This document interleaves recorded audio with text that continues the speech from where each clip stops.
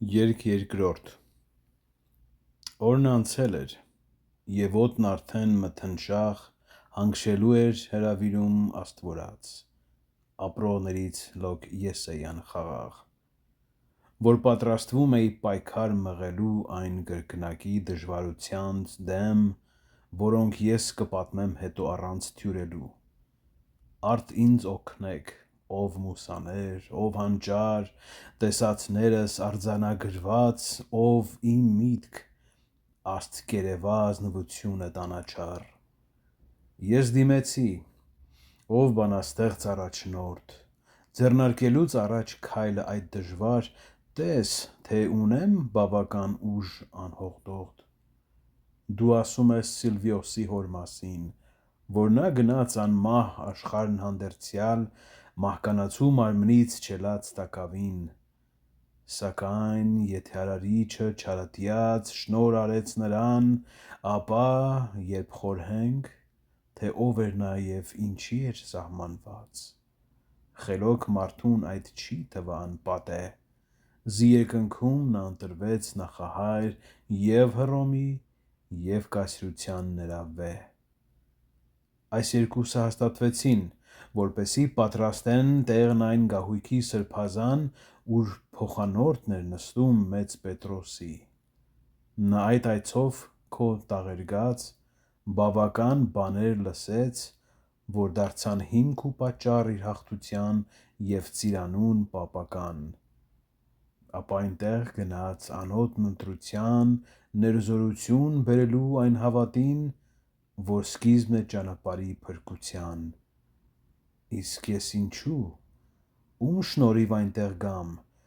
ես ոչ Էնեաս, ոչ առաքյալ Պողոսն եմ,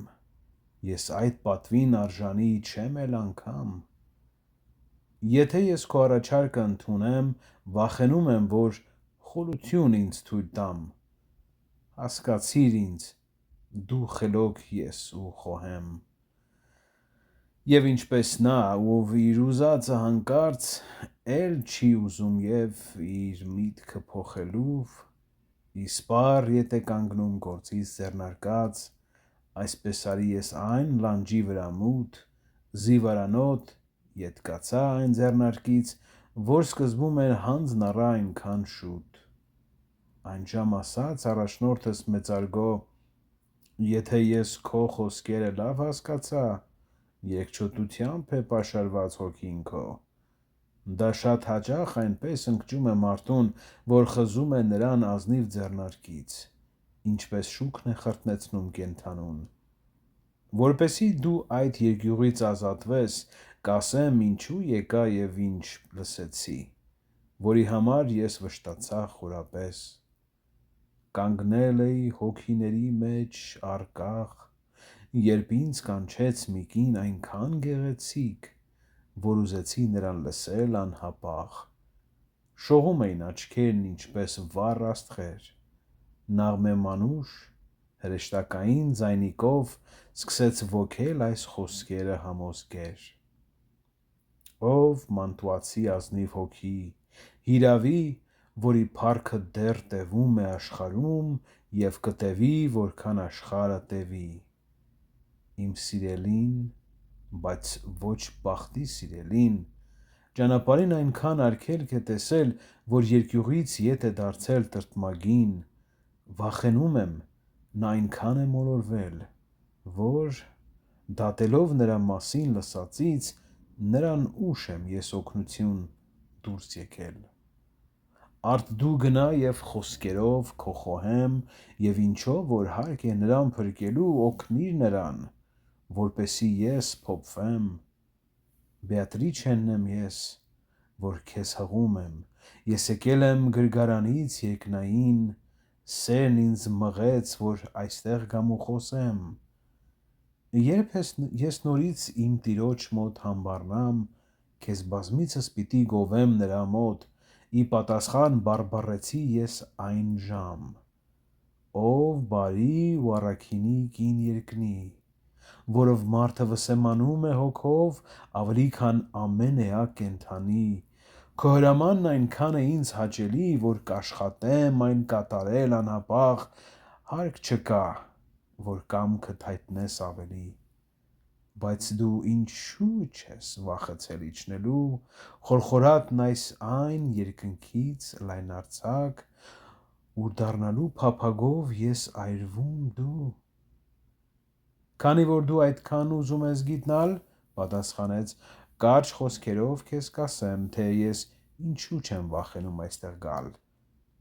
Պետք է միայն այն բաներից վախենալ,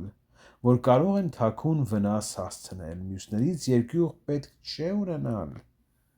Արարիչը ինձ այնպես է ստեղծել, որ չի դիպչում ինձ ձեր վիճակը տխուր, և չի կարող դժոխքի հուրն ինձ խանձել։ Երկնքում կա մի կին ազնիվ ու բարի, որ գթալով տառապյալին մոլորյալ բեկանում է խիստ դատաստանը վերի։ Սա Լուչիային կանչեց իր մոտ և ասաց. «Հավատարիմդ օգնությանն է քո կարոտ, քեզ եմ նրան հանձնարարում առատած»։ Լուչիան, ամենաանգթության թշնամի, վեր կացավ և եկավ այնտեղ, որտեղ ես նստել էի Հռաքելի հետ հնամի, և ինձ ասաց. «Բեատրիչե, գով կանմար, ինչու համար չես օգնում քեզ սիրողին, որ ամբոխից վեր բարձրացավ քեզ համար, չես լսում դու նրա ճիչերն արցունքի, չես տեսնում մահն, որի դեմ է նա կռվում, հեղեղատում իր կրքերի հորձանքի, ոչ ոք այնպես չի փութացել իր շահին կամ վնասից խույս չի տվել, ինչպես ես,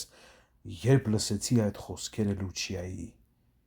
Իջա այստեղ իմ գահույքից երկնային, վստահելով քո խոսքերին խելացի, որ պատիվ է բերում քեզ և լսողին։ Երբ նա ինձ հետ այսօրինակ բարբառեց, արտասվափայլ աչքերն ուղղեց առ երկինք, և դա իմ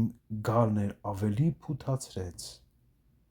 Այսպես եկա, ինչպես նա էր փափագել, քեզ փրկեցի այն գազանից ամեհի,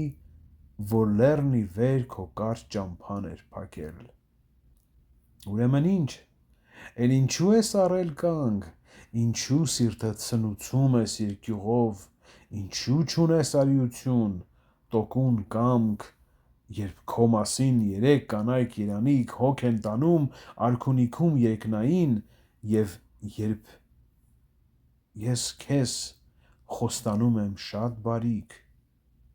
ինչպես ցայգի ցրտից բեկված ու փակված ծաղիկները հենց որ արև են տեսնում, ցողունների վրա ցցվում են բացված, այսպես ոգի առավ կորովն իմ կաշկանդ, և ես այնքան տոգորվեցի եռանդով, որ ասացի ինչպես մի մարդ անվկանդ. «Օ գթած կին, որ օգնության ինձ փութաց, իսկ դու ազնիվ, որ անսացիր անհապաղ նրա ազդին ճշմարիտ ու հոգատաց, քո խոսքերով ես այնքան եմ խթանվել և այնքան եմ քեզ հետևել ցանկանում, որ ես ոչ մի առարկություն չունեմ էլ։ Հիմա քայլիր, երկուսով մի կամք ունենք, դու առաջնորդ, դու տեր և դու ուսուցիչ, այսպես նրան ես ասացի, ապա մենք մեկտեղ մտանք ուղին խուլ ու սարտուցիչ։